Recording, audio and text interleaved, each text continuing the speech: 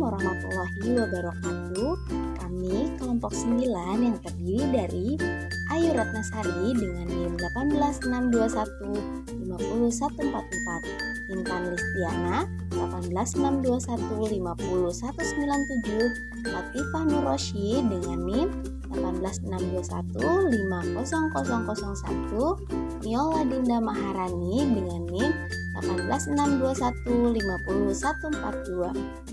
Kami akan menjelaskan topik yang berjudul pelibatan orang tua dalam pelaksanaan kegiatan pengembangan di lembaga PAUD dengan dosen pengampu Ibu Wening Rahayu MPD dengan mata kuliah program pelibatan orang tua dan guru. Baiklah teman-teman, langsung saja. Apa itu pelibatan orang tua dalam pendidikan anak usia dini? Simak videonya sampai selesai ya. Pengertian pelibatan orang tua dalam pendidikan. Salah satu aspek yang dapat digunakan untuk menentukan baik buruknya kualitas sebuah lembaga pendidikan di sekolah adalah hubungan sekolah dengan orang tua yang dapat dilihat melalui keterlibatan orang tua dalam pendidikan anak di sekolah.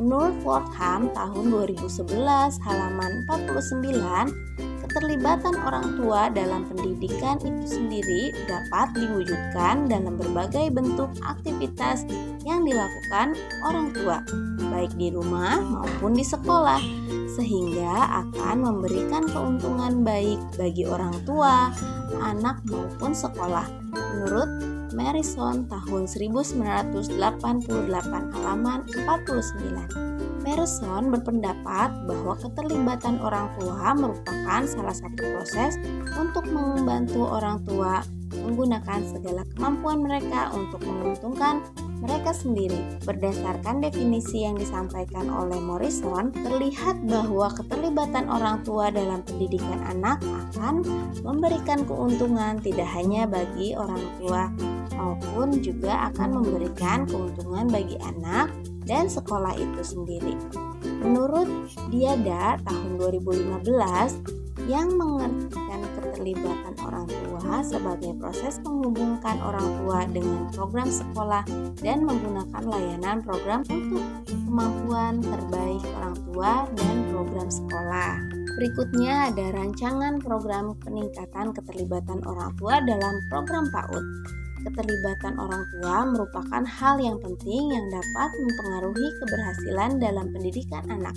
Menurut Ardiana dan kawan-kawan tahun 2019. Menurut Sharp dalam Ristiani tahun 2015 halaman 18, keterlibatan orang tua dalam pendidikan anak serta bentuk tanggung jawab bagi anak adalah sebagai berikut. Yang pertama, memenuhi sarana dan prasarana yang dibutuhkan anak. Yang kedua, pengawasan kegiatan belajar di dalam rumah. Yang ketiga, pengawasan kegiatan belajar di sekolah. Yang keempat, memberikan motivasi.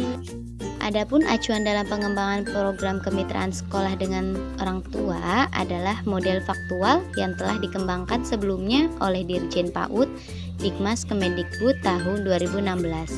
Model ini mencakup perencanaan, perorganisasian, pelaksanaan, dan evaluasi program kemitraan sekolah dengan orang tua.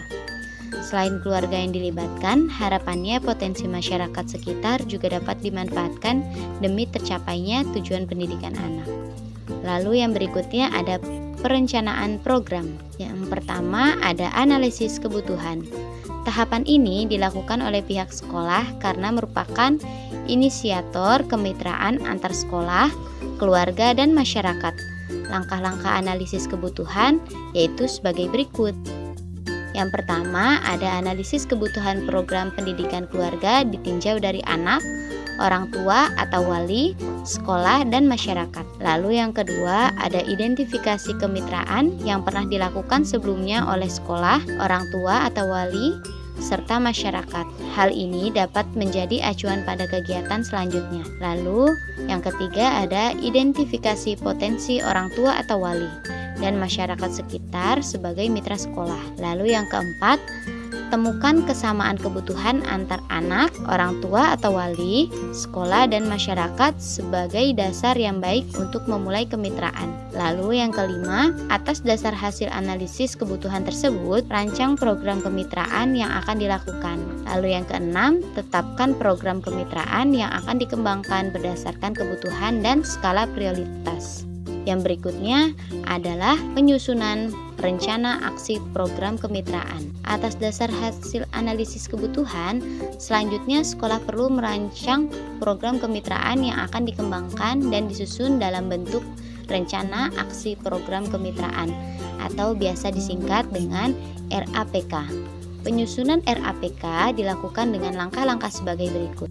Yang pertama, adakan musyawarah yang melibatkan pihak sekolah, keluarga, orang tua, dan masyarakat atau komite sekolah. Lalu yang kedua, rumuskan tujuan kemitraan yang dibangun berbasis pada data dan fakta hasil analisis kebutuhan dan penentuan skala prioritas. Rumusan tersebut harus mudah dipahami oleh semua pihak. Lalu yang ketiga, rumuskan program dan kegiatan kemitraan yang mengacu pada tujuan kemitraan yang sudah disepakati. Lalu yang kelima, susun draft RAPK dalam format sederhana dan mudah untuk dipahami. Format draft RAPK terdiri dari latar belakang, rumusan tujuan kemitraan, dan program atau kegiatan.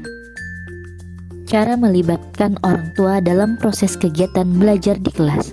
Kehadiran orang tua di kelas sangat mempengaruhi keberhasilan kegiatan pengembangan yang dilakukan oleh pendidik PAUD. Oleh karena itu, para pendidik harus mempunyai keterampilan yang memadai dalam memberikan kepercayaan diri pengajaran timbal balik yang terus-menerus kepada orang tua, sehingga orang tua memiliki kepercayaan diri yang tinggi pada saat berada di kelas.